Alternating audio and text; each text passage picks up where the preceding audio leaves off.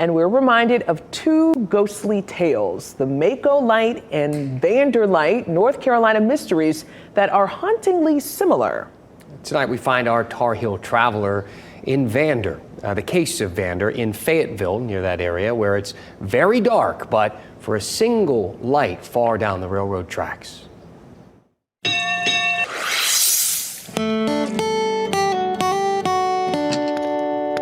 A mysterious light on the train tracks. You've heard that story before, but have you heard of Vander before? Have you seen the Vander Light? That's essentially what everyone's seeing, is that this flashing white light, and when they try to get closer to it, it disappears.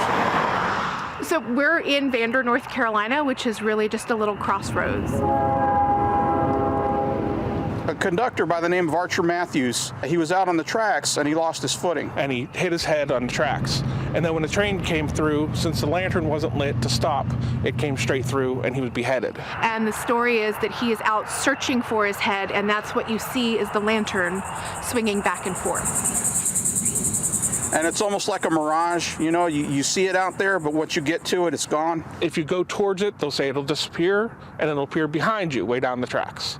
So you chase it back and forth all night. Our group has actually seen a red light. When we did see the red light, we immediately thought, oh, it must be one of those little red reflectors that are on railroad crossing signs. The problem was those were all white, and we had no way to verify what this little floating red orb-like light was. This just hung there. And we walked up on it, and as we walked up on it, it disappeared.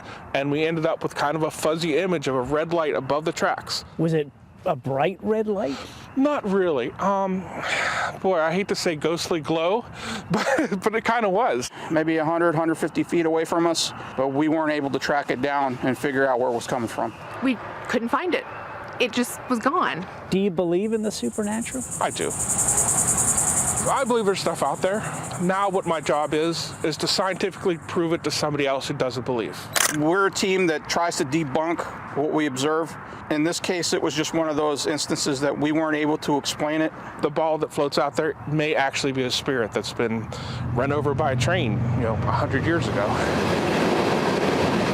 I want to take the skeptic that says these things don't exist, and I want to be able to get proof physically and to be able to actually prove to them physically and scientifically that this stuff does exist. I would love to see something that we could get on film and show people that we've seen the Vander Light.